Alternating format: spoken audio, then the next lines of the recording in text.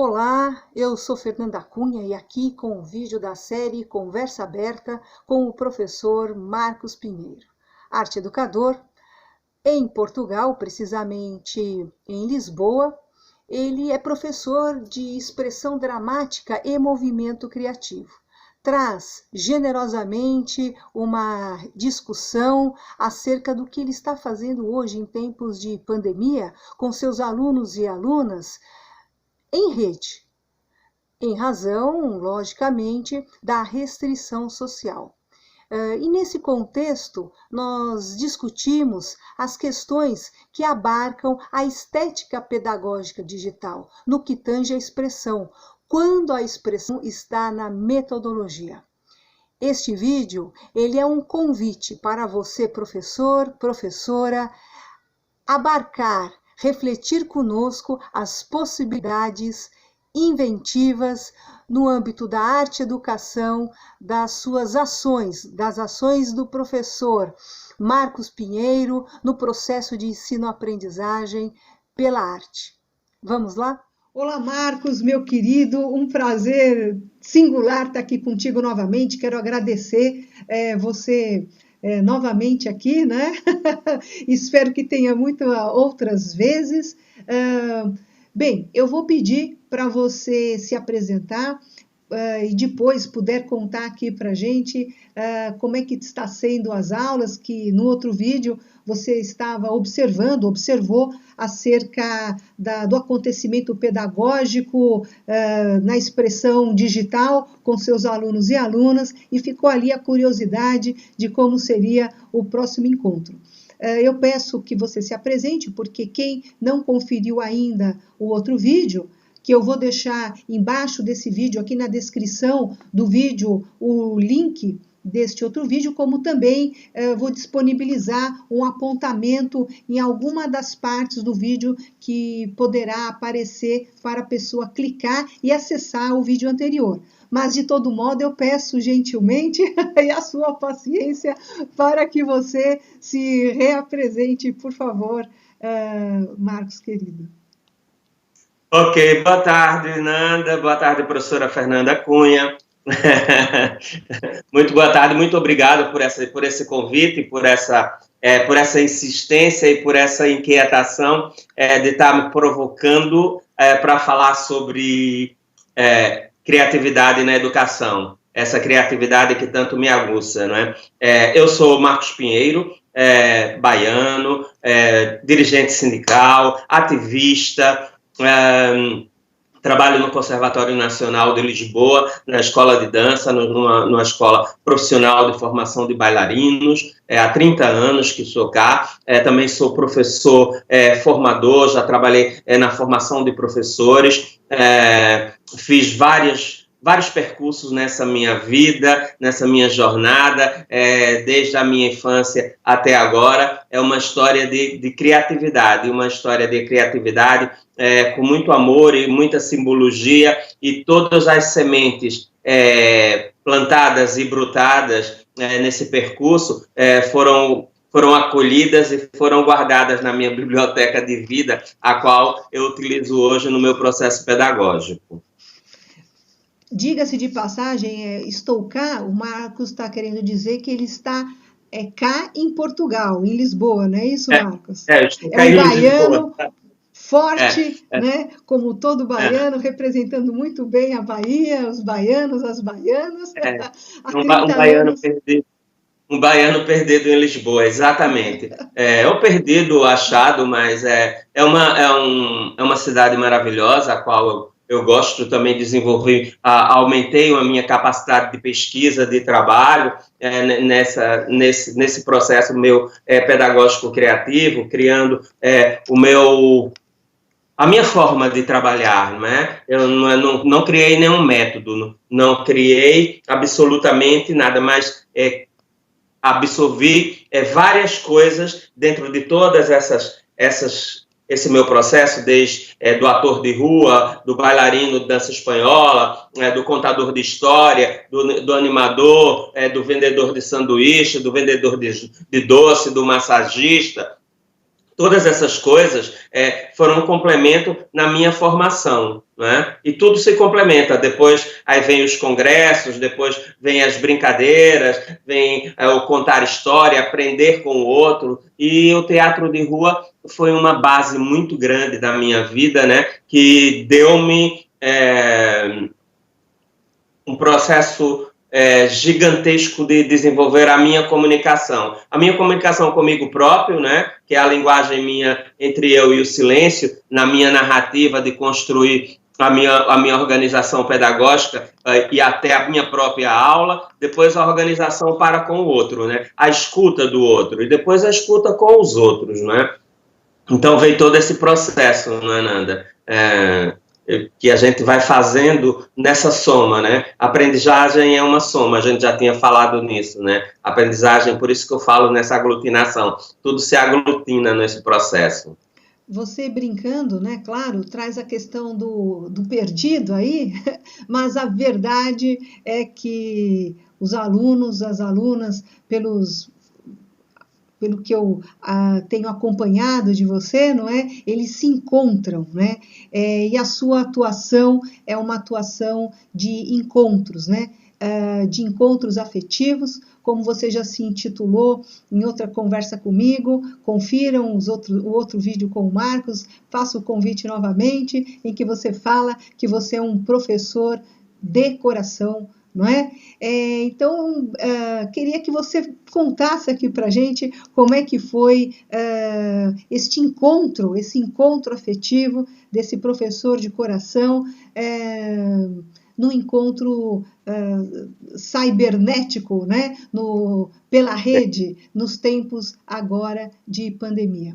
Como acontece, como está sendo o acontecimento dessa expressão pedagógica. Esse encontro e essa expressividade pedagógica, né, cibernética, na sua velocidade, ela interagiu de uma forma processual muito, muito interessante, que até eu mesmo estou aqui brilhando ou lendo os trabalhos dos alunos, os quais eles me mandam, né, porque eu disse assim, todo trabalho ele tem que ser construído. E a primeira construção que você faz no seu processo pedagógico é a construção escrita, não é? É a construção escrita que você olha, vê e tem a consciência do caminho, né? Do roteiro, do que você vai fazer. Como vai fazer? Então, você escreve primeiro, depois de você escrever, você treina a leitura, você repassa essa leitura como um comunicador para ver se todos nós o entendemos. Depois desse entendimento, dessa leitura, há um questionamento, porque nem sempre aquilo que eu escrevo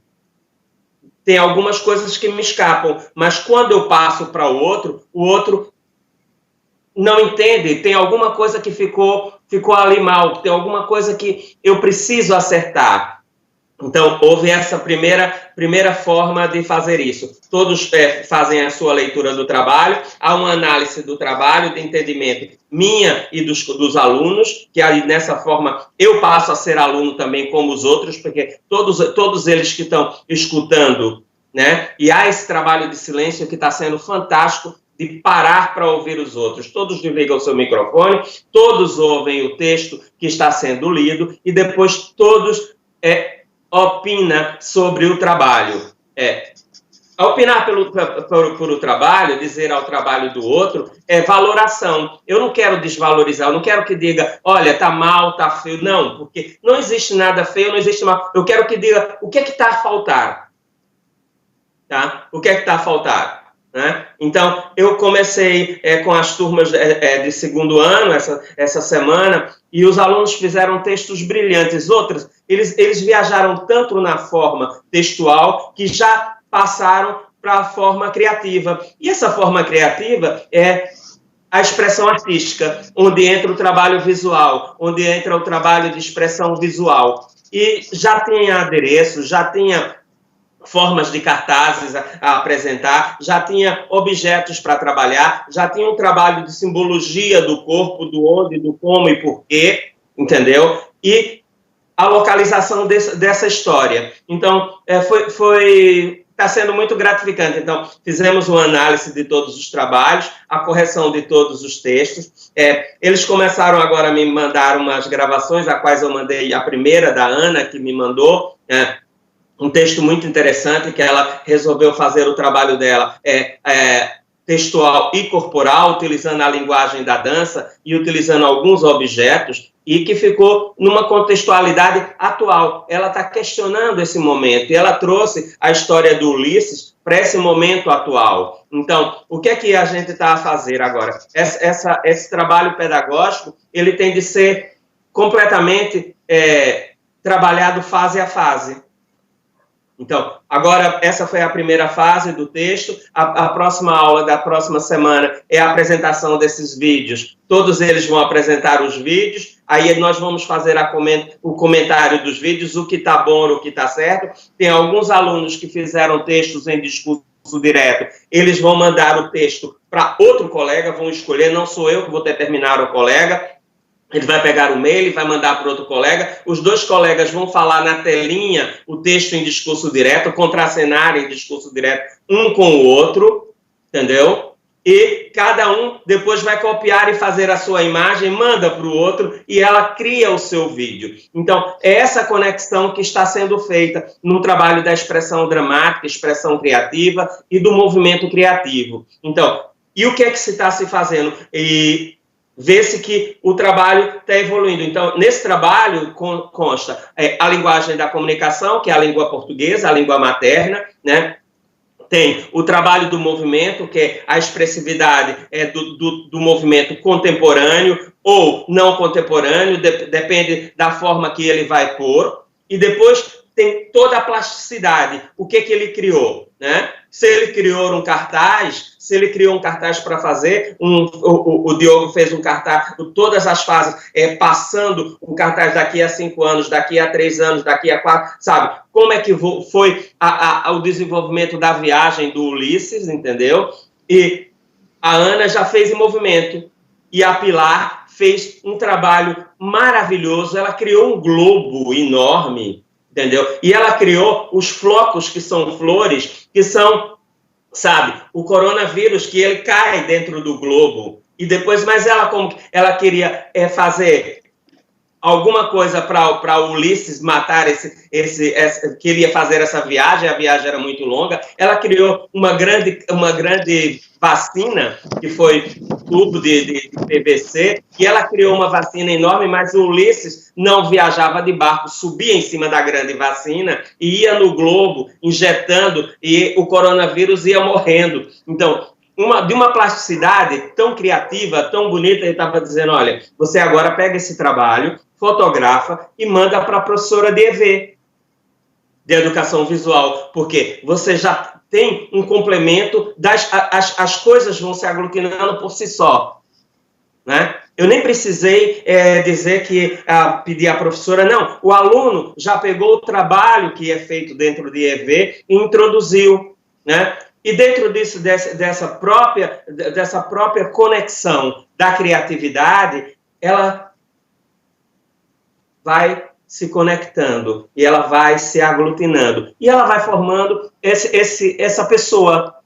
Ela vai formando essa pessoa criativa e com capacidade de fazer a sua própria análise e saber ouvir a análise do outro. Porque o que há muito no nosso processo, principalmente de nós professores, quando alguém nos critica, você já acha que alguém criticou porque não gostou. A gente também ou não sabe fazer uma fala em que eu possa acrescentar ou que eu possa perguntar o que eu não entendi, entendeu? E essa parte do trabalho, ele passa sobre o entendimento.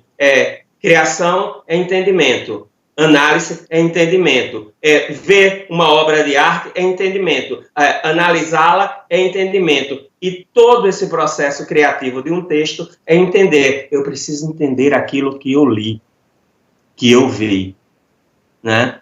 Então, há coisas muito engraçadas que eles estão fazendo e todos os textos estão saindo completamente diferentes. Não tem nada igual.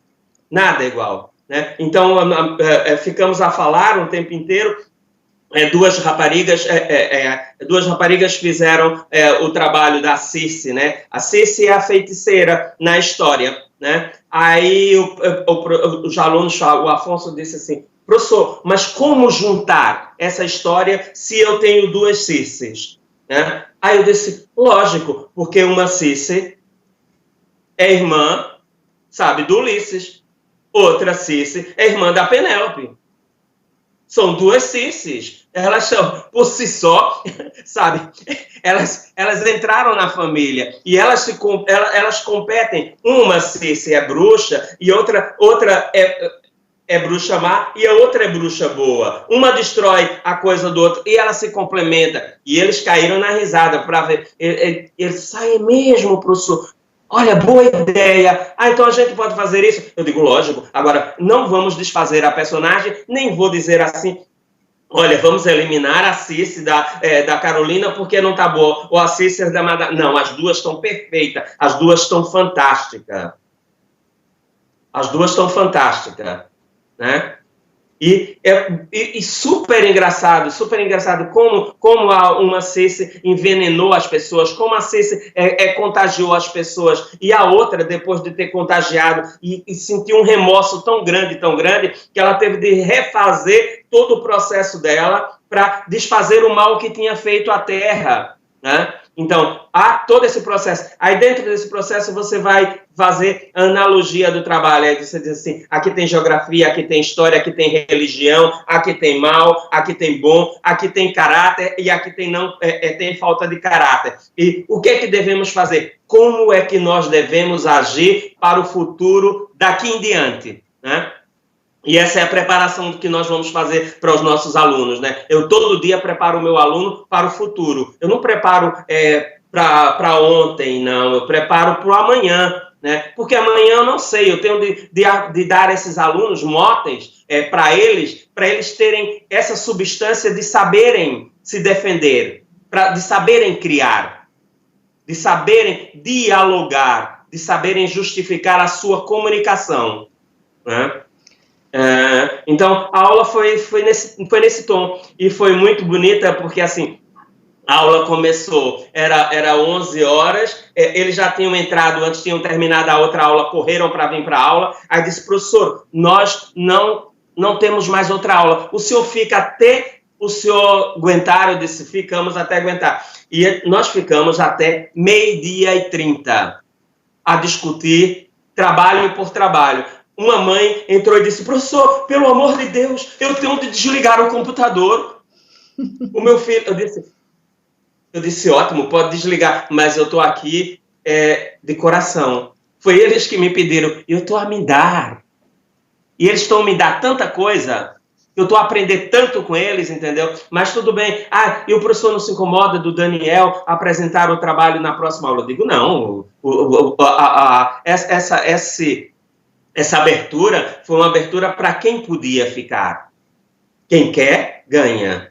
Se ele não pode ficar, tudo bem, não tem problema nenhum, não há chatice, não há nada. E na próxima aula o Daniel é o primeiro a explanar o trabalho dele, a apresentar, a tentar, eu disse a ele para ele ler os trabalhos dos outros colegas, e ele vai fazer a sua discussão e a sua comunicação. E a gente se entende por aí. Não há nada que não seja clarificador e descodificador quando se a linguagem e a comunicação nos permite o fazer, entendeu, Nanda?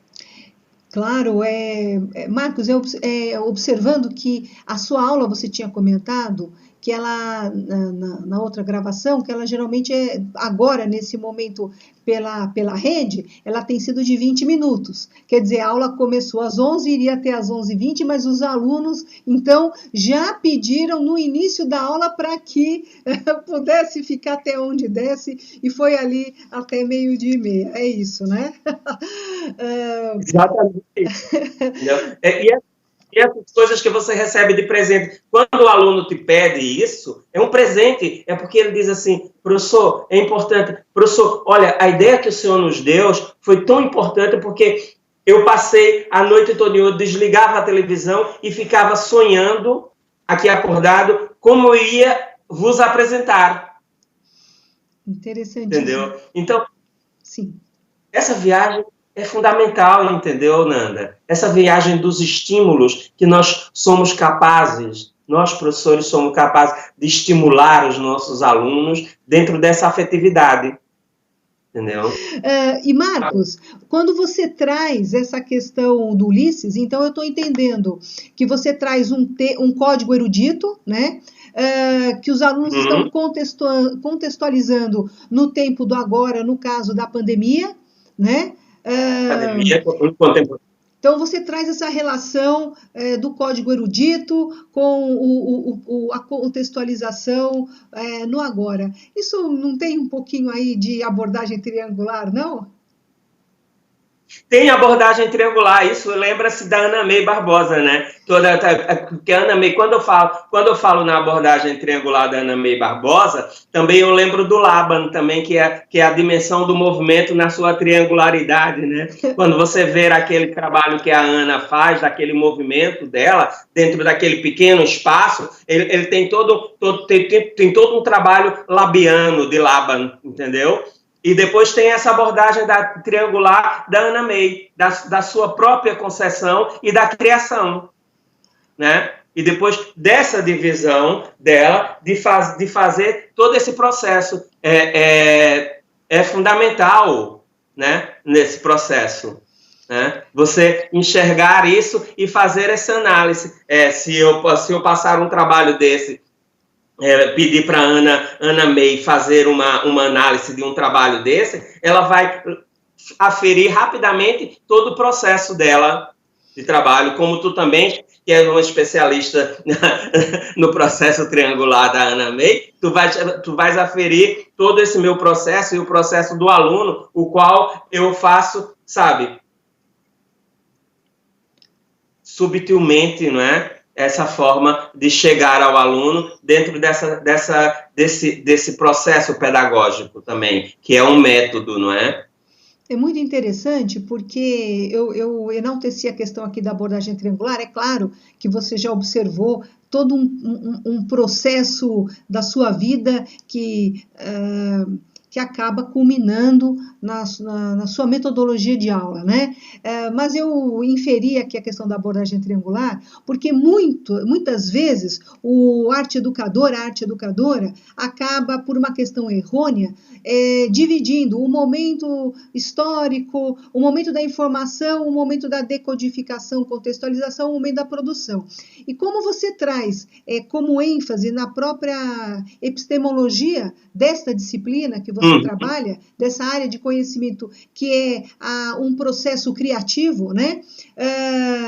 E como a abordagem triangular, como a Ana May observa, são 3 ações mentais, né? A informação, decodificação e produção para a edificação do desenvolvimento cognitivo perceptivo. Nessa sua fala até agora, em toda a sua fala sempre, fica muito, eu quis roubar esse momentinho para trazer aqui no vídeo, você está dando uma aula, né, aplicada, teórica, a teoria na prática da abordagem triangular, né? Porque eles estão construindo um processo, não dá para você disciplinarizar, quer dizer, agora a linearidade, né, das 3 ações, são 3 ações mentais, que elas são na sua inter-relação, porque são mentais e concomitantes, elas trazem o acontecimento pela expressão, na atuação humana. E quando você traz a questão que eu estou entendendo, o eixo pilar questionador do texto de Ulisses, aí o aluno ele vai ter o contato com esse texto, ele vai construir o seu texto, já tem todo um processo das 3 ações mentais que estão acontecendo ali concomitantes, o tempo todo, né? Exatamente. O tempo todo. E aí eles produzem o seu texto, veja se eu estou entendendo errado, né? Quer dizer, eles já se posicionam criticamente, se apropriam de um código erudito para a construção de um processo criativo, inventivo deles, né? Para a culminância de uma expressão estética, né? Se eu estiver errada, você me corrija. E aí eu estou vendo... Não, tá Exatamente essa analogia que tu está fazendo é corretíssima completamente, porque e depois você só faz essa codificação que tu estás a fazer agora, depois do trabalho feito, né? Porque ele depois ele é involuntário, né? Ele vai saindo, ele vai crescendo, ele vai se formando dentro do seu processo. Aí você consegue fazer toda essa análise desse processo e científico, né? Que você fez agora uma análise completamente científica, muito porreira, muito bonita, e que é o diagnóstico do processo aprendizagem. Tanto o diagnóstico de nós, professores, como o diagnóstico do aluno. Entendeu? O que está sendo muito bacana é porque você está nos permitindo, né? Quando você traz generosamente, que nós estamos aqui convivendo com o estado do processo, porque está em processo, o seu trabalho com os alunos. Então, nós estamos podendo conviver com esse momento do processo e ter essa imagem da aula, né? Da situação de construção de um processo cognitivo em tempo de pandemia. E a pandemia, por que a pandemia? Porque veja como isso está visceral neles, porque você não falou para os alunos, coloque aqui o coronavírus, mas a conexão, a contextualização, ela tem esse acontecimento que está acontecendo dessa forma orgânica, porque como não seria, né? Não orgânica a pandemia, mas a própria natureza intrínseca da contextualização, do contextualizar, que é estabelecer relações, né? Estabelecer relação. Então, você, generosamente, a gente está tendo essa oportunidade de estar aqui analisando, arriscando e conversando sobre esse processo, né? E, Marcos, eu vejo em você, eu vou dizer que eu vejo em você um professor, uma pessoa muito entusiasmado, muito, você tem uma energia contagiante, mas isso eu sei dos tempos que eu te encontro e que a gente está sempre conversando, isso é da sua pessoa. Entretanto, me parece que você, da nossa outra conversa, primeiro, antes do seu primeiro convívio ali com os alunos por esse formato de aula pela rede, né? Havia preocupação, uma certa tecnofobia, depois você teve o primeiro contato que você falou, opa, né? E agora eu estou percebendo, me corrija, né? De novo, se eu estiver errada, porque eu estou me arriscando aqui. Você disse na fala agora há pouco assim, e olha, eles já trouxeram o texto e já trouxeram a construção da imagem, da cena, né? Então, e a maneira como você me fala me deu a impressão de que eles estão até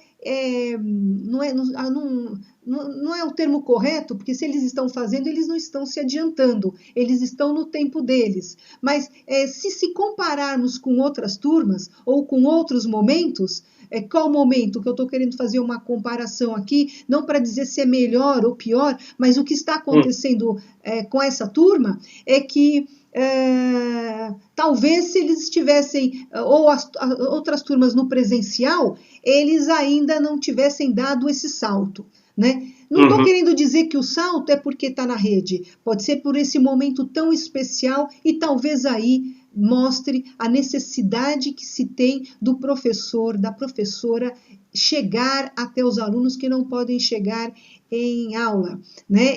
Na escola, né? Então, eu estou errada ou me parece, ou de fato você está um pouco surpreso, está tendo uma surpresa aí com o retorno. E aí eu queria que você me falasse, se eu estiver errada, me corrija tranquilamente e queria aí as suas ponderações em relação a isso. Assim, em comparação ao retorno, assim, ele é uma surpresa, porque ele atingiu determinadas velocidades, as quais, dentro de sala de aula, o espaço físico não te deixa tu fazeres, né? Porque no espaço físico você tem a turma toda por inteiro, tem o trabalho de concentração que você tem que desenvolver dentro do espaço. Eu depois eu com outro, eu com os outros. Tem muitas conversas que diluem, às vezes, a sua criatividade ou o seu processo criativo, seja ele escrito ou seja ele artístico, ou de movimento, ou de personagem. E o que eu estou a perceber agora, o que eu verifiquei, é o espaço casa. A internet entrou dentro de casa e transformou o meu quarto na escola. Esse é uma nova visão que eu estou a ver. E depois, a outra visão que eu estou a ver é a relação da minha escola, minha escola no meu quarto, mas a relação da minha família, porque a mãe ou o pai ou o irmão está ali presente. Porque de vez em quando eu vejo uma mãe passar, eu vejo uma dar uma espreitadela e a outra passa, depois o pai vem olhar, depois o irmão pequenino vem ver o que ele está a falar. Então, há uma participação no processo educativo. Há um processo, e aí eu instiguei eles também nessa semana, disse assim, olha, então vocês vão fazer, essa semana é a semana do ensaio, tá? É a semana do ensaio. Mas, professor, como é que eu vou ensaiar trancado? Eu digo, não, você não vai ensaiar trancado, você vai fazer aqui uma surpresa. Existe todo um trabalho de surpresa que nós podemos fazer, que é o teatro do inesperado. Então, a mãe vai chamar para jantar e você dizendo, vou já. Você já entra dentro de sala com a personagem, apresenta seu texto e, se todo mundo ficar calado, é porque ficou maravilhoso. Se toda a gente aplaudir, é porque ficou divinamente maravilhoso. E se pedirem para repetir, é porque tu és bom demais. Aí eles riram. Mas, professor, como é que fazia isso? Olha, eu fazia isso lá em casa, quando eu era pequeno. Eu fazia isso e nunca fui repreendido. E, muito pelo contrário, todos gostavam. Aí, pronto, já foi um mote que eu tenho que fazer. Mas essa questão, que eu volto agora da pergunta que tu fizeste, né? Que é a questão da internet. Se a internet está sendo válida ou não, está sendo válida nesse processo, está sendo válida. Mesmo nos 20 minutos está sendo válida. É desgastante? É desgastante, porque eu canso mais a minha aula de 20 minutos do que numa aula de 1h45. Porque eu tenho de resumir tanto, eu tenho de achar o meu fio condutor para entrar lá e dar tal da vacina no coração de cada um e todos eles vibrar com o seu processo, né? Que eu tô viajando nessa viagem da conexão e aprendendo cada dia mais, porque para mim é uma dificuldade enorme mexer nesse veículo que é para mim, eu tenho de ter umas tábuas, copiar, porque daqui a pouco eu vou esquecer novamente, porque o rato não chega ali, não chega acolá, mas eles sabem tudo, eles fazem disso assim, olha, como o joelho. Eu digo assim, ele já está montado, ele já me manda o vídeo, já não sei o quê, o outro já cola, o outro já faz, e eu acho isso fantástico. E a escola do futuro vai mudar? Vai mudar. Vai mudar muita coisa. Eu sei que vai mudar nesse processo. Algumas pessoas vão dizer que foi bom, outras pessoas vão dizer que foi mal. A única coisa que eu tô a sentir falta é da afetividade, é de estar com eles, do meu abraço, do encontrá-los, de olhar olho no olho. Estou louco para chegar o dia de ver essas apresentações ao vivo e depois fazer o processo comparativo, que vai ser muito bom. Fazermos um processo comparativo de audiovisual. Eu vou me ver na telinha, mas antes eu vou representar, para depois ver como é que a tela funcionou comigo, qual foi a minha capacidade oral, qual foi a minha capacidade de interpretação, né? Qual foi essa descodificação, né? Do Labo, ou do tridimensional, sabe? Qual é? Onde é que está isto? Aí nós vamos fazer todo esse trabalho, né? Porque entre todos esses processos, todo o processo, ele está sendo de aprendizagem, tanto para o professor quanto para o aluno, entendeu, Nanda? Não sei se eu te respondi a pergunta que tu querias fazer, me perguntar dessa inquietação da internet, né? Se é isto, mas eu volto a dizer isso. Ela está sendo, nesse processo, inquietante e está sendo um desafio para todos nós, entendeu? Ô Marcos, é tão gostoso conversar contigo, porque você, como eu já vou observar novamente, né? Você sempre traz as respostas com transbordamento, né? As reflexões com transbordamento. Então, você já adiantou uma questão que eu estava aqui pensando, né? Que é justamente porque a questão qual é a sua percepção pedagógica, arte educativa? Qual é o ganho de um professor, de uma professora, de você, Marcos, está entrando dentro da casa desses alunos? Porque na escola, nós não entramos na casa dos alunos. Acontecem situações as mais diversas que a gente tem a gente supõe isso, será, e a gente vai buscando abordagens para as nossas hipóteses que podem ser confirmadas ou não, para como lidar com a questão.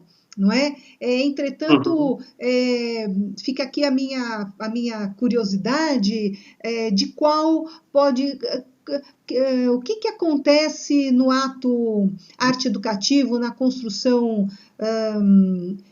edificadora aí do processo de intervenção educativa ao professor Marcos Pinheiro adentrar a casa desses alunos e alunas?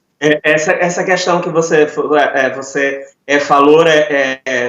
eu entro como hóspede, né, na casa dos outros, eu me sinto hóspede, né? Como eles também devem se sentir um hóspede na minha casa, que é uma troca, né? Porque eles vêm em minha casa, ver ali o meu escritório, e ver os meus livros, e ver as minhas coisas, ver a forma que eu estou, como eu estou em casa, eu nunca estou da mesma forma que eu estou na escola, tento passar a mesma atitude pedagógica, mas eu estou adentrando dentro desta casa com outra responsabilidade, né?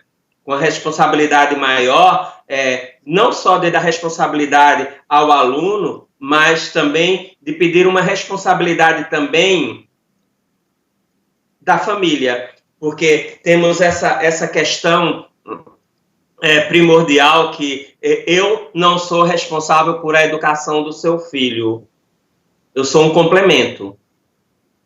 A educação do teu filho, a responsabilidade é exclusivamente do pai e da mãe, do avô, da avó, da família, entendeu? E se nós todos que estamos aqui adentrando a esta casa, eu não posso invadi-la, eu posso apenas dar esses motes que eu estou dizendo, dar essas receitas de bolos, porque com fermento ou sem fermento, com tempero ou sem tempero, dessas receitas educativas, as quais eu acho que são fundamentais na construção de um perfil social de um ser humano, não é? Que é o ser humano que tem de falar, é o ser humano que tem de cantar, porque para falar ele tem de aprender a escrever, não é? Aprender os sons para falar, né? Para escrever ele tem de saber a ler, tem de saber escrever, aprender o psicomotor fino, definir esquerda e direita e assim em diante. Há todo um processo, né? E eu entro dentro dessa casa. E eu entro dentro dessa casa com as milhões de dificuldades, né? Aí você me fez essa coisa, fez me lembrar um trabalho de uma aluna minha, de uma turma mais baixa, mais nova, eu vou dizer o nome fictício, certo? Pronto, a Mariana, né, o nome fictício, que era uma das alunas que tinham mais dificuldades no processo de leitura e construção da escrita. Ela praticamente, dentro de um processo, ela fazia uma frase e tinha 3, 4 erros, não é? E eu dizia, olha, Mariana, não tá... Vem cá, vamos voltar novamente. Olha, o professor vai pegar aqui o livro e você vai reescrever novamente, não sei o quê. E mandei, ela foi melhorando. Ela sentia depois uma vergonha muito grande de ler em frente às outras que erravam.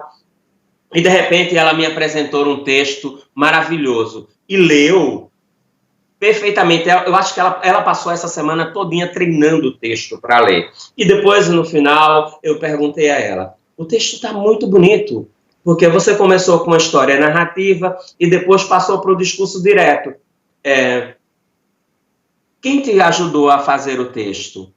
E ela disse assim, foi minha irmã, professor. Minha irmã me ajudou, depois ela treinou a leitura comigo,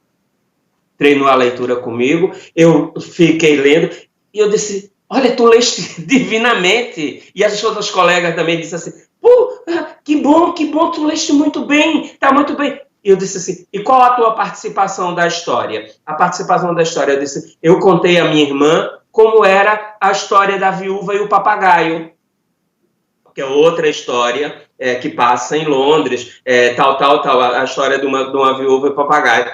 E ela fez a história de uma forma que foi um presente para mim, e um presente à felicidade dela, do elogio que tu dá a ela. E eu não tenho de brigar porque a irmã...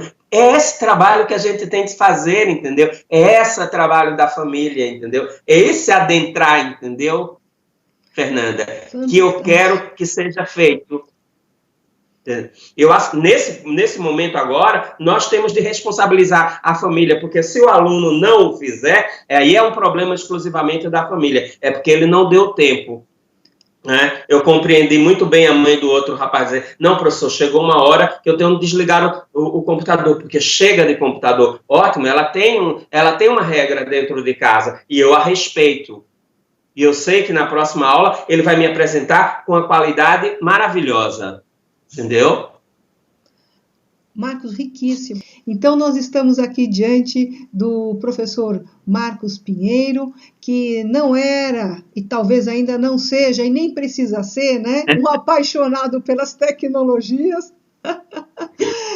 Não chegou na pandemia com intitulado um professor de tecnologias e que nós estamos discutindo o tempo todo aqui, refletindo, analisando nessa conversa aberta acerca do processo educativo, do processo arte educativo, e que ele não está na dependência da tecnologia, né? Não é esta ferramenta, aquela ferramenta. Claro que o processo em si, adentrar na casa do aluno, ter que ter anotado ali, porque a gente não grava mesmo como os alunos no papel, peraí, deixa eu ver aqui, o que eu tenho que apertar aqui para abrir lá o tal do sistema, mas não é o sistema que está ditando, não é ditando a sua abordagem. Pelo contrário, porque eu vejo muito, às vezes, e me preocupa, e me enriquece, eu penso que é muito enriquecedor a sua fala, quando a gente vê que tem muitos educadores que entendem que precisa conhecer uma ferramenta, precisa conhecer, qual vai ser a plataforma e o que a plataforma vai dispor de recursos. Não que essas coisas não sejam importantes, mas todos esses aparatos, eles não devem, no meu entendimento, e vejo aqui você ilustrando isso com tanta propriedade, né? Porque você tem o seu estilo pedagógico, a sua abordagem arte educativa, e então você não tem porque a tecnofobia pedagógica, ela pode nos impedir de apertar um botão, que a gente pode pegar lá com alguém, me fala aqui o que eu tenho que apertar e anotar no papel, que vai nos impedir do acesso, né? De conseguir acessar esse aluno no tempo do agora. E a tecnomania, ela é outro problema, porque ela vai se sobrepor de tal maneira que ela vai tirar a gente entra num tecnicismo arte educativo, num tecnicismo pedagógico, porque fala-se tanto do tecnicismo no processo da formação do outro, mas a gente esquece do tecnicismo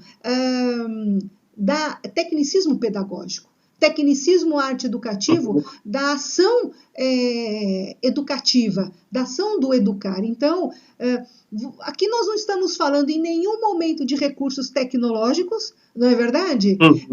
Mas sim desse seu processo consciente e crítico de um intento formativo, arte educativo, e que você está num processo da promoção do transbordamento dos seus alunos, me parece, né? E aquela pontuação que você fez é exatamente o que eu faço, né? Que o que eu não sei, o aluno me ajuda, porque enquanto o aluno, ele me ensina muito em tecnologia.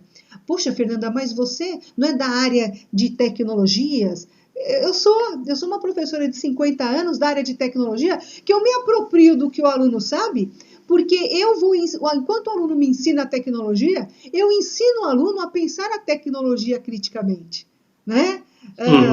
Então, é muito rico o que você traz. Eu sinto que você quer falar. Continue a minha fala, Marcos, por favor.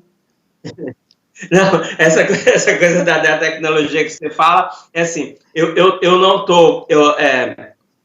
estou preocupado com a tecnologia, sabe? Eu sei que ela por si só, ela já adentra dentro do processo, entendeu? Eu estou preocupado com a forma de fazer com que o aluno utilize bem essa tecnologia, entendeu?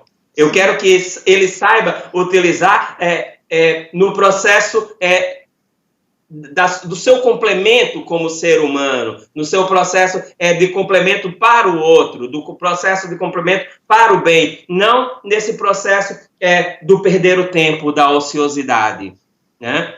Porque a gente deixou essa tecnologia adentrar dentro das nossas escolas e achar que era muito bonitinho, que era muito fantástico, todos os alunos ter um celular, né? Dentro de sala de aula. E quanto desses momentos foram perdidos de aprendizagem, de concentração, porque o aluno está ali com o celular dentro da bolsa e ele tem uma facilidade tão grande que ele sabe conectar ali com o dedo, tac, tac, tac, tac, ali, que ele nem olha e o professor acha que ele está aprendendo alguma coisa, não está. Essa perversidade que a gente não teve um cuidado de saber gerir o trabalho, porque anteriormente, se eu tivesse pensado nesse processo, eu poderia ter feito um trabalho para os meus meninos e mandado todos para o telemóvel. Aí eles tinham capacidade de pesquisar ali o trabalho, ficar preocupado e daria o tempo dele me dar uma resposta do processo de leitura, de entendimento e de apresentar um trabalho. Esse avanço teria sido feito se nós tivéssemos pensado anteriormente e não foi pensado. E o aluno veiculou esse veículo da tecnologia para o jogo, né? Um jogo que aumentou a velocidade, aumentou o ritmo, aumentou a agressividade, mas não aumentou a cognição, porque o aluno perdeu tempo em outras coisas. Um aluno que está focado dentro desse processo, que passa 3, 4 horas sentados numa máquina a jogar, você pega um quadro e põe na frente dele e pergunta o que ele viu. Ou ele vai rir, ou ele vai dizer que não viu nada, porque o quadro não tem a mesma velocidade, é estático. Ele não sabe ver a velocidade que tem no desenho, ele não sabe ver a velocidade que tem naquela mulher ali que está preparando para dar um voo, que eu posso fazer uma analogia, que eu posso viajar. Entendeu, Nanda? Eu acho que esse é o momento da gente também fazer o processo retrospectivo e fazer uma análise e saber o que é que no futuro, como é que nós vamos utilizar essa tecnologia dentro de sala de aula. Quais são os modos, qual o objetivo, para quê, por quê e como eu vou fazer isso. Aí sim, aí vai ter uma necessidade de eu vou ter de correr atrás de uma pequena formação, porque eu não quero ficar dependendo do outro o tempo todo, me chateando, pedindo ao colega que me ajude aqui. Não, eu perco muito tempo nessa minha individualidade de ficar trancado em casa, até acertar, abrir olha, para abrir aqueles vídeos que a aluna me mandou, eu fiquei aqui das 2h30 até quase 4 horas, porque ia na plataforma, a plataforma não deixava e me pedia para mim dizer o nome da minha disciplina, e eu entrava, dava o nome da disciplina, não entrava, aí depois vai para o gestor olha se realmente é eu, depois não autorizava, não sei o que, tal, e a aluna dizia, não, tem que mandar, professor, deixa que eu mando, não, eu vou acertar, até que fui pelo telemóvel e consegui, e descarreguei as imagens no meu telemóvel, e foi quando eu consegui vê-lo, porque eu tinha de analisar, eu tinha de mandar um feedback para a Ana e dizer, Ana, eu gostei do seu trabalho está lindo, tá? Continua ensaiando e continua a mostrar ele para ver o que é que você pode alterar, né, dentro do processo. O texto está perfeito, o movimento está perfeito, o teu quarto é isso, então o objeto que está usando está ótimo. E eu tenho que fazer essa analogia. E aí nós temos um outro passo mais adiante, é perceber como vamos adentrar dentro da nossa sala de aula com a tecnologia, o qual esses alunos se apropriaram mais ainda, entendeu? Sim, veja, Marcos, é impressionante, porque, portanto, né, eu sempre escrevendo, mas não sou só eu, outras pessoas também acredito, a segregação da cultura digital juvenil. Né? Até a pandemia, repito, eu não queria para mim, nem eu acredito que ninguém quer esta pandemia, né? Nada tão maléfico essa situação, né? Entretanto, veja as situações todas que ela nos impõe, né? A segregação da cultura digital juvenil na escola antes da pandemia, hoje que impera a necessidade pela cultura digital, pelo digital, para estabelecer determinados gestos, determinadas gestualidades pedagógicas, determinados ritos, né, a construção do rito para sobrepor o desconforto, né? É bem verdade que também toda essa situação que você passou, não é isso que eu estou dizendo, mas estou inserindo agora, essa questão, aperta onde, gasta 2 horas e meia para resolver um problema. Tem muita coisa aí para se pensar sobre isso, né? Às vezes até o sistema que também está sendo adaptado, experienciado, que nunca tenha sido com tanta potência, talvez, e tem os limites do sistema, que às vezes você clica lá, o erro não é teu, às vezes é o erro do sistema. Mas a gente aprende, a gente vai aprendendo, opa, peraí, pode ser que isso aqui não seja comigo, não preciso mais continuar insistindo. Ou a gente gasta aquele tempo maior a primeira vez e depois gasta menos tempo nas outras porque aprendeu.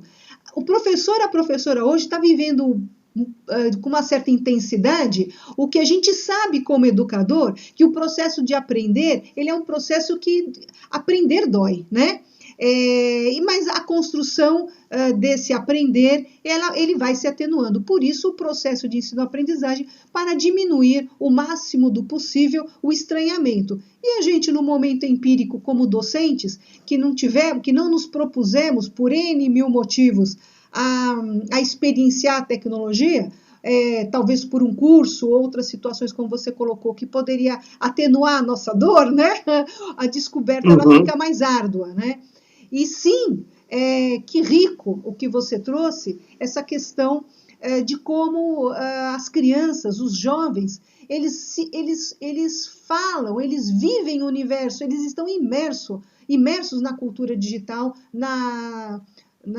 no universo digital. Entretanto, nós temos aí, antes da pandemia, uma sociedade selfie, na sua grande maioria, acríticos. Eles não têm criticidade, consomem, estão se envenenando ao que consomem, e os pais, os responsáveis e a escola, muitas vezes, na maioria das vezes, segregando essa realidade, né?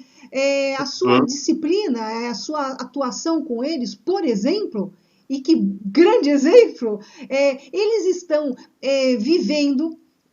vivenciando a utilização dos recursos digitais como intermediadores num processo de ensino-aprendizagem, que eles estão ressignificando a forma de usar a tecnologia num outro paradigma, para se expressarem com autonomia, autogovernança, na construção de uma ideia, de um intento, de uma expressão de fato, com autoria, autoral, né? Num processo de construção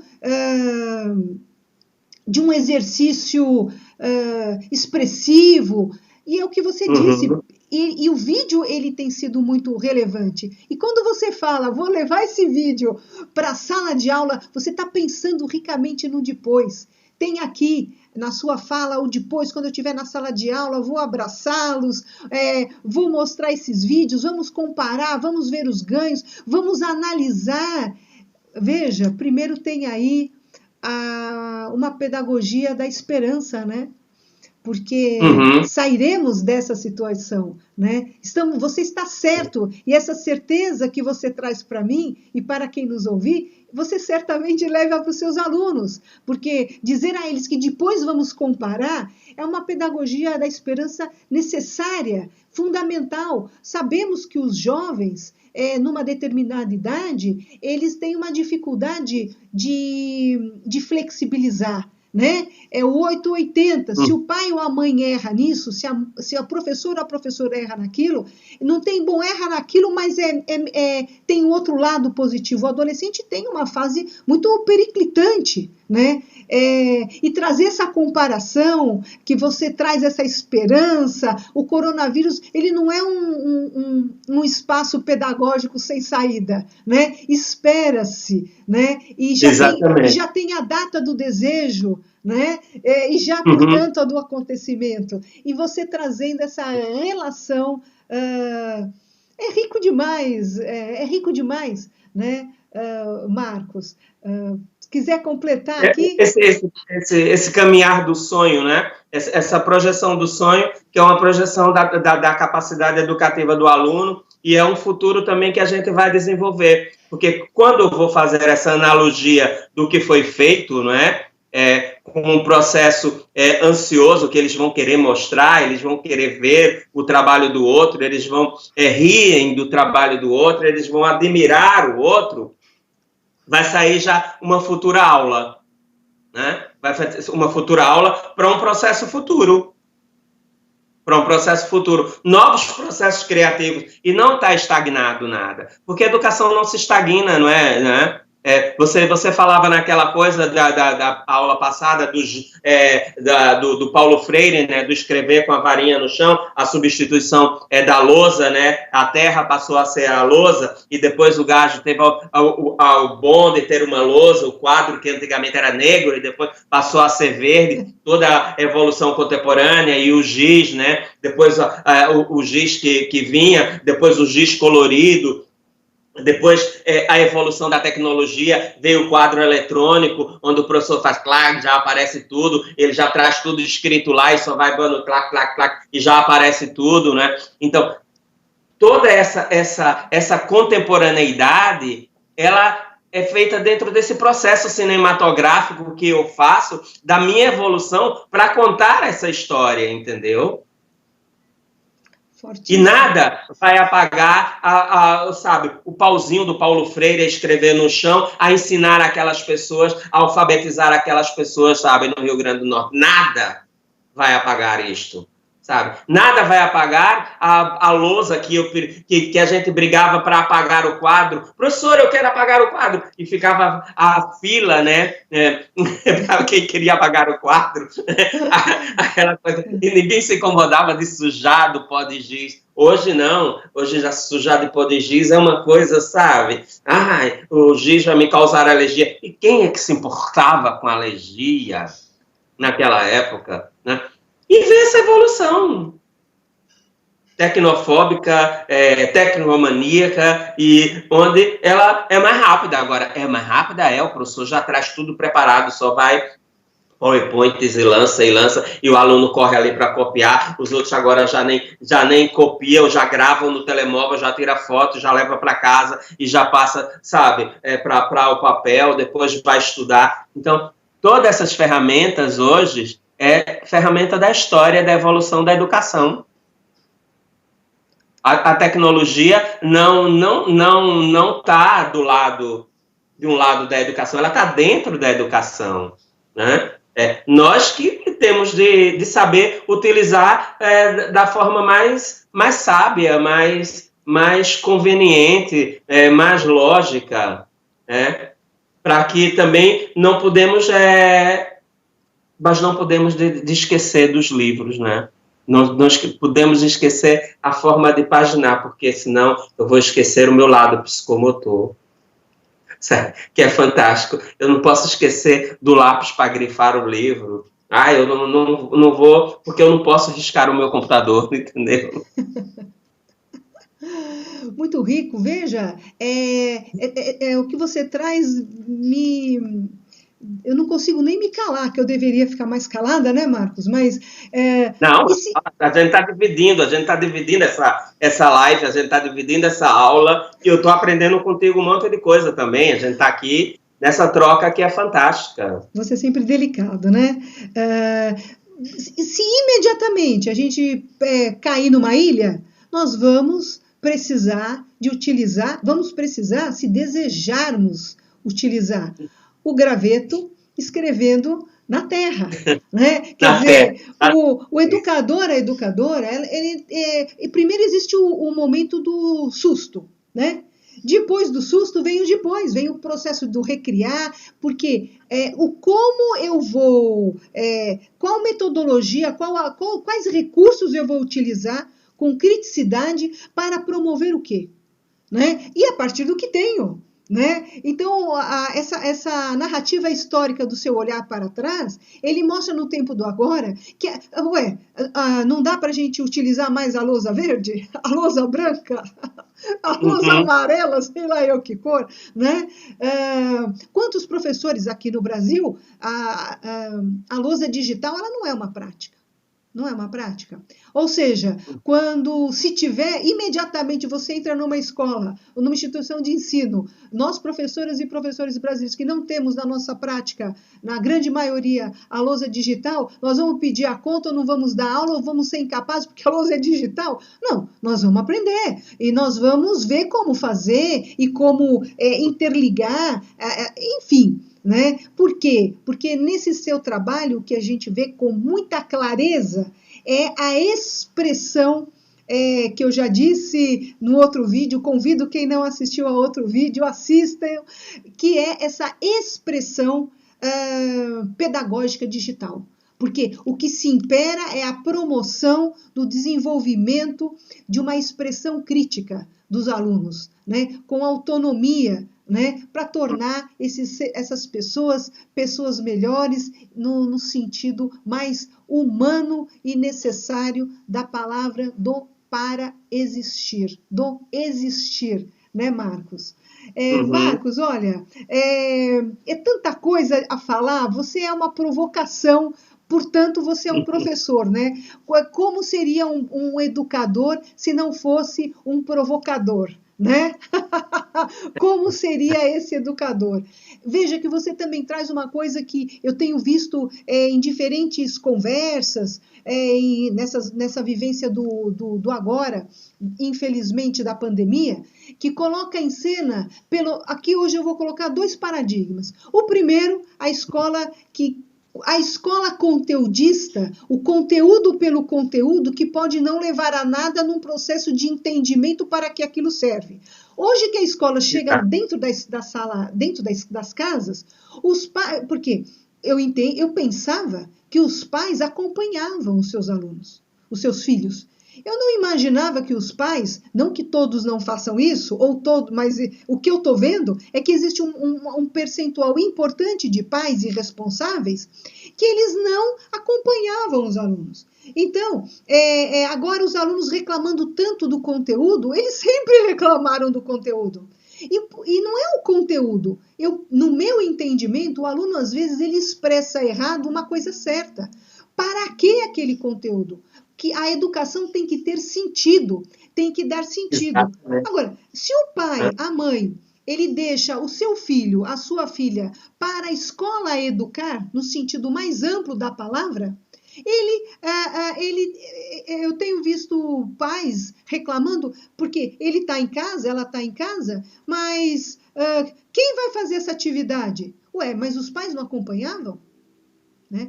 E o outro paradigma que eu tenho visto, que a escola, hoje, ao estar entrando dentro da casa do aluno e tendo que ter a colaboração, que já era, no meu entendimento, ter a participação da família, acaba o pai e a mãe adentrando aquele conteúdo, revisitando e muitas vezes aprendendo, né? Exatamente. Agora a escola pode estar educando não só o filho, a filha, que é o aluno, a aluna, mas a família toda, né? A família toda, exatamente isso. É nesse contexto que eu pensei nisso, e foi um dos discursos meus na minha reunião de departamento, e qual os meus colegas ficaram todos calados, não disseram nem ui, nem ai, depois de 10 minutos de discurso que eu faço, sobre essa autonomia de cada um de nós, professores, e de nós pegarmos o programa pedagógico e ensinar agora aquilo que é essencial. O que é que o meu aluno tem de aprender? O que é que ele tem de fazer? Né? E eu comecei a dizer, a primeira coisa que eu tenho de discernir o que é que o aluno, quais são os alunos que têm dificuldade? Esses alunos sabem ler, esse aluno sabe escrever, esse aluno... Aonde é que eu posso colaborar nessa construção, que a forma principal da aprendizagem nossa é o processo de leitura, não é? Quem sabe ler e sabe discernir qualquer texto consegue ir adiante no outro processo, né? Mesmo que não saiba matemática, porque a matemática tem outra lógica cognitiva, de velocidade rítmica, de outro processo, mas ele consegue aprender matemática se ele souber ler bem, né? Então, eu fiz esse discurso, ficaram todos calados, acharam que eu estava... perguntei, e eu disse, vocês ainda... nós todos ouvimos. Eu digo, então, se não houve resposta, porque concordam, né? Então, ótimo. Mas eu acho que é isso. Aí depois tem outra coisa mais importante, é isso. Você tendo essa autonomia do seu programa, eu tenho o meu programa de trabalho, eu pego o programa do português, eu pego o programa de história, eu vejo o que é que eu posso trabalhar dentro desses programas todos, dentro da minha disciplina, e o faço. E o faço na minha autonomia, e ninguém tem o direito de interferir nela, porque eu estou trabalhando para o aluno, eu estou trabalhando para a formação. Meu trabalho não é com a empresa, com o ministério, meu trabalho é para o aluno. Eu estou formando o ser humano, entendeu? E essa é minha perspectiva e meu objetivo dentro dessa pedagogia do meu trabalho que eu faço. Aí depois tem a constituição da família. Nem toda família, Nanda, tem a mesma capacidade, né? Tanto, nem econômica, nem social, nem cultural, às vezes. Mas como é que eu vou ajudar a essa família que você disse aí nesse processo, nesse teu discurso, assim, a família vai aprender agora, né? Porque o que eu preciso não é que o pai saiba, que o pai faça a leitura, que o pai... Não, é que o pai veja-o fazer, que o pai pergunte se ele o fez, que o pai ouça o que ele o fez, que ele leia para o pai, que ele colabore, que pergunte ao pai. Há uma troca. Essa que é a troca, essa é que é a diferença. Eu não vou formar os pais, eu não vou dizer que uma mãe que é uma auxiliar de limpeza de uma escola, ou uma auxiliar de educação, ou uma faxineira tal, não sei o quê, que ela tenha a mesma capacidade de discernir um trabalho de um texto de uma mãe que tem que o pai é psicólogo, que o pai é engenheiro. Há essas diferenças todas, mas não há diferença nenhuma na afetividade, não há diferença nenhuma no amor. O amor é igual. E quando o pai tem amor por o filho, e eu já tive imensos pais, imensas crianças que cresceram com esse prazer de ter o pai, de não ter vergonha de ter o pai e crescer para ajudar os seus pais, eles vão longe. Eles vão longe. Ele aprende. É nesse processo que você disse, você acabou novamente, eu vou repetir, que você disse assim, o aluno hoje, dentro de casa, ele está fazendo uma reinvenção, ele está reformulando a educação, ele está reformulando o seu processo, também trazendo a família para a educação. E a gente vai ouvir essa importância da educação. Eu acho daqui a pouco nós vamos ouvir. né? Não sei se por todos, mas por muitos, eu espero que por muitos, nessa importância dessa aprendizagem coletiva, dessa aprendizagem social, dessa aprendizagem sociabilizante, que a gente diz, a educação é uma sociedade onde nós sociabilizamos um com o outro. E quando não há sociabilização, vai tudo para o beleléu, né? Porque o individualismo vai para a lata do lixo, né? Sem dúvida. Olha, Marcos, a gente está mais ou menos chegando ao fim aqui da nossa conversa pelo tempo, não pela conversa. Porque a nossa conversa nunca tem fim, né, Marcos? Eu acho isso tão gostoso. Aqui as nossas gravações, como já combinamos, já virou episódios, né? Depois nós vamos fazer o terceiro episódio, que esse é o segundo. Mas eu queria trazer uma questão final, com uma observação antes, né? Uma questão final ali me provocando. A primeira, muitos professores e professoras acabam, me parece, que não sabem fazer plano de ensino, ou se perderam o que é o plano de ensino. Ementa, objetivo, metodologia. Aí, por exemplo, o professor vai lá e coloca desenvolver a criatividade. Aí você pergunta, professor, mas o que é criatividade? Às vezes não sabe responder. Mas isso já é o segundo problema que antevém o primeiro da construção de saber construir um plano de ensino pedagógico criticamente. Como assim, Fernanda? Olha, eu ensino muitos meus alunos, não sei se eu estou ensinando certo, mas é o que eu ando fazendo, porque é o que eu estou acreditando no momento, em 4 eixos. O que ensinar, para que ensinar, quem e como. Se o professor, o que é o conteúdo? Aí o professor, é para o professor mesmo se perguntar, o que eu vou ensinar? Eu vou ensinar tal coisa, é o conteúdo.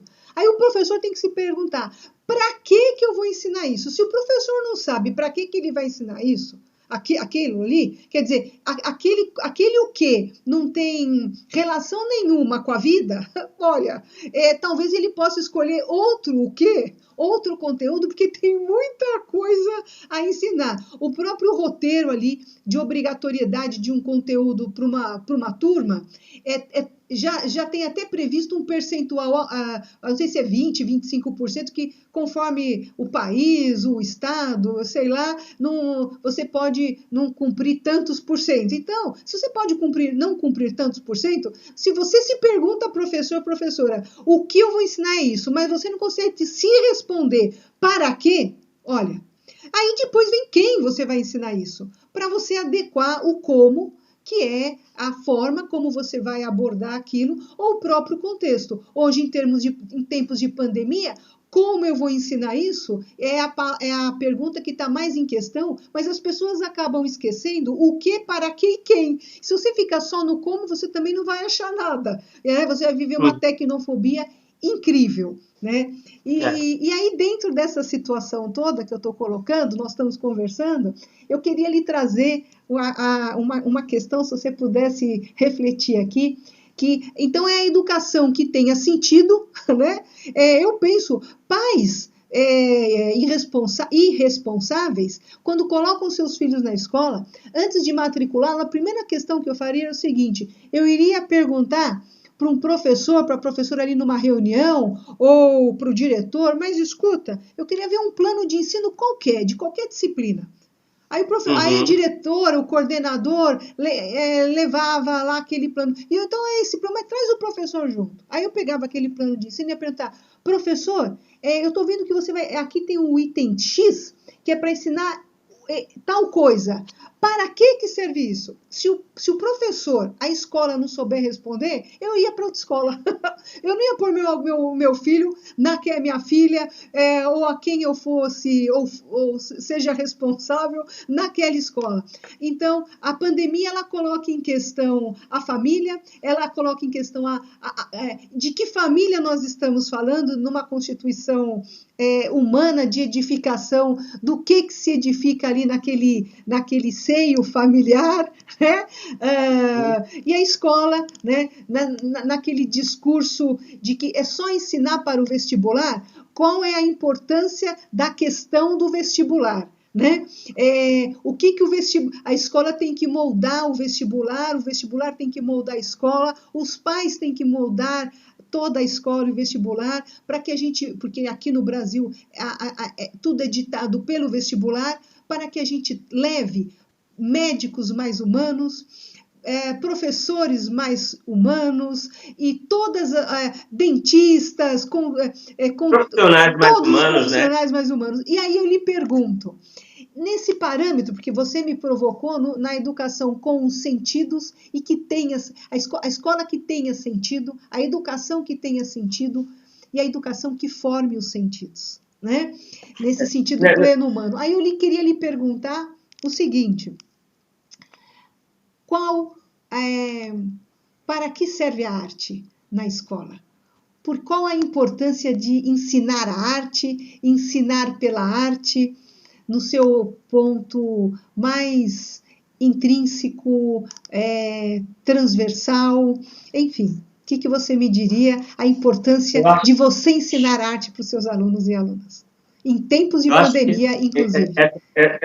Eu gostava que hoje de manhã, no pequeno almoço, no café da manhã, eu estava lembrando disso, lembrando sobre vários processos, várias conversas que eu tive com a Ana May sobre a importância da arte no ensino, a arte como agente modificador, a arte como processo de transformação, né? A arte não só como beleza, mas a arte dentro da escola como processo intrínseco em todas as disciplinas, né? Porque a arte, ela está em em todo o processo pedagógico. Não podemos distanciar desse processo pedagógico de fazer um programa pedagógico sem nele ter arte, né? Sem nele ter uma consequência. Principalmente essa arte agora tecnológica, eu tenho de ter arte, eu tenho de mostrar uma programação visual que tenha fundamento e que tenha gosto para o outro olhar, que apreenda o olhar do outro para que ele aprenda, né? E eu acho que essa educação artística, ela não vai estar desvencilhada nem largada da educação fundamental. Ela é fundamental no ensino primário e a gente tem resultados ótimos e provas ótimas, porque todos os alunos que aprenderam com arte e aprenderam desde pequeno, que foi as primeiras coisas, aprenderam a cantar, foi a primeira aprendizagem nas creches, né? É o canto, a imitação do gesto, isso tudo é arte. Né? Depois vem o desenho, né? Depois vem a pintura, depois vem o riscar, depois vem o construir, né? E essas fases todas, ela tem de ser programada e eu tenho de trabalhar ela até o final. Eu não posso passar de uma fase para outra. Eu não posso trabalhar com os meus alunos, como eu trabalhei com crianças aqui de 9 meses, enquanto eles não levantavam. Eu trabalhava eles engateando até eles começarem a andar, até eles irem buscar a cor, até eles buscarem a bola, até falarem o som. Eu não posso passar de um processo para o outro. Eu tenho de ter uma conexão pedagógica, um organograma pedagógico, o qual eu escrevo, o qual eu falo, que é o meu programa de trabalho. Eu comecei agora com uma história de Ulisses, eu tenho de desvencilhar a leitura o máximo. E se eles me apresentarem na próxima aula um texto, o qual eu questione, e que os colegas questionem, e que eu questione, eu tenho de pedir para ele refazer. E eu não posso parar agora e dizer, olha, não, agora só, a gente só faz que a turma anda junta. Uma sala de aula é uma equipa. É uma equipa. E essa equipa tem de ganhar todos juntos. Mesmo sabendo que tem o gajo da baliza, tem o gajo que estão na defesa, tem o gajo que são os avançados, que avançam, que faz o golo, mas tem os gajos que guardam ali a defesa, que empurram o outro para frente. Então, esse processo caminha todo junto. E ele é um processo de arte, entendeu, Fernanda? Então, a arte é fundamental, né, na aprendizagem. Não adianta que o professor de português diz assim, eu sou professor de português, eu sou de literatura. Tu trabalha a tua arte, porque quando tu falas o texto, tu tens de ser um artista a falar. Tu tens de ser um artista a comunicar, porque eu tenho de ter gosto para ouvir tu dizer-me alguma coisa, para me chegar no outro dia e buscar aquele livro na biblioteca e pesquisar. Porque se tu não me disser com uma certa dosagem de arte, eu não vou chegar lá. Então, eu acho que todo esse processo agora não existe processos largados, não existe processo solto, não existe episódios. Os episódios, ele tem começo, meio e fim. Ele tem o quando, o como e o porquê. Né? Dentro do aqui e agora, repassando, e o aqui e agora, ele vai se transformar em passado. Mas é um passado de todas essas aprendizagens. Né? De todas essas aprendizagens. Então, você vai somando. E o teu plano de aula, ele tem que ser escrito. E eu tenho que dar continuidade todo dia. Eu não posso chegar na minha aula e acabar a aula agora olha, acabou, vamos largar para lá, sabe, essa leitura agora, vamos passar para outro texto que está muito chato. Não. Eu tenho de modificar esse texto do chato para ele começar a ser prazeroso, porque o chato também está permanente na nossa vida. Eu não posso deixar de desconhecer o chato. Eu não posso deixar de desconhecer o feio. Sabe? Eu tenho de ter análise crítica, e a arte faz com que todos os nossos alunos tenham essa capacidade de ter uma análise crítica para a vida. Entendeu? Por isso que ela é fundamental. Eu acho que as escolas se investir cada vez mais na aprendizagem através da arte, e principalmente na escola primária, se ela for uma escola consciente, que o faça com uma certa sabedoria, utilizando todo o processo dessa linguagem artística, corporal, gestual, sonora, sabe, e construtiva, o aluno vai ser um cidadão para o mundo, entendeu? E um cidadão do mundo. Não sei se responder. Sempre, né? E sempre transbordando, né, Marcos? Era isso. Não sei se a pergunta, ou se eu fiz uma viagem a mais. A viagem a mais é o ponto de transbordamento que torna o seu trabalho um trabalho com tanta profundidade, né, Marcos? Que é a arte, né? É a arte. Né? Nanda, eu tenho aqui uns programas de aula. Está tudo guardado ali numa caixa de uma das professoras. Eu acompanhei umas professoras primárias aqui durante 5 anos. Eu fiz o estágio delas. E aí eu fiz a proposta era uma escola católica, e então eu fiz assim todo esse processo de criar aulas, né? Ela toda semana eu ia lá, ficava 2 dias por semana na escola e frequentava todas as aulas todas, mas elas tinham de me apresentar um programa de aula, o que é que ia fazer. E nesse programa de aula que elas iam fazer, eu ia adaptando os processos de trabalho. Hoje a gente vai trabalhar com pano, mas, Marcos, não, mas amanhã a gente vai trabalhar com jornal, mas é o mesmo exercício que eu fiz com o pano. Não, amanhã eu vou trabalhar com a bola, mas é o mesmo exercício que eu fiz com o pano. Aí eu disse, mas o resultado é diferente.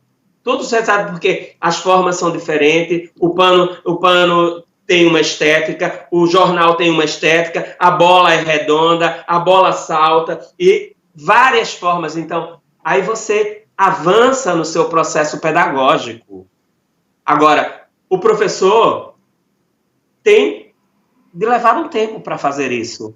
Nós levamos o nosso tempo para fazer isso. Esse tempo que é o tempo do prazer de construir essa aula, de imaginar, mas às vezes eu chego lá e não dá certo. Mas como eu imaginei, eu rapidamente tenho um meio para modificar. E cada dia eu faço modificações e modificações. E é uma das coisas que um dia ainda eu quero publicar isso, porque são projetos tão bem feitos, tão estruturados, que eu não só publiquei porque aquilo vai se transformar em receita da aula, entendeu? E eu acho que essas professoras me deram um grande presente de desenvolver essa técnica de construir método de aula quando eu entro dentro de aula. Eu tenho de ter um programa. Por isso que eu digo, eu tenho de saber o que é que eu vou fazer quando eu vou para a minha sala de aula. E como eu vou fazer. Agora, amanhã, eu tenho de dar continuidade. Porque se eu não perguntar ao aluno o que é que nós fizemos ontem, eu não conferi se houve cognição, se houve memória. Entendeu? E essa construção da memória é o fator primordial da aprendizagem. Nós trabalhamos com a memória, né? Nós trabalhamos com a memória. E a memória é o que nos salva para a vida. A memória é que vai nos levar aonde nós quisermos, entendeu? Riquíssimo, Marcos. Olha, você provoca tanto, né? Que esse momento que você conta da mesma, aparentemente, a mesma atividade em diferentes materiais, é uma demonstração, assim, cabal. Eu acho que é o Gardner que ele comenta que a inteligência é a solução de um problema num determinado contexto. Isso é muito interessante, porque é muito comum, às vezes, a pessoa pega, ela resolveu um determinado problema, fez uma determinada coisa, aí é um outro momento, uma outra situação na vida, a gente vê isso muito em sala de aula. Aí você pergunta, olha, como é que vai resolver isso? Na hora tem um aluno, uma aluna que diz, eu sei. E aí na hora que ele vai aplicar, aquilo não funciona, né?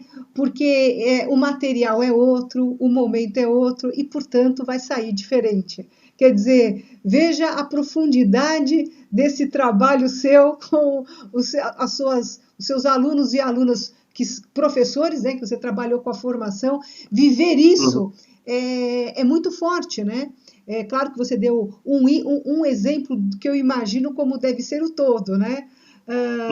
E veja, nós estamos falando de material, de tanta coisa que envolve o pensamento estético para a solução de problema que produz, se a solução de problema é que é inteligência, para se tornar mais inteligente a tantos parâmetros da vida, né?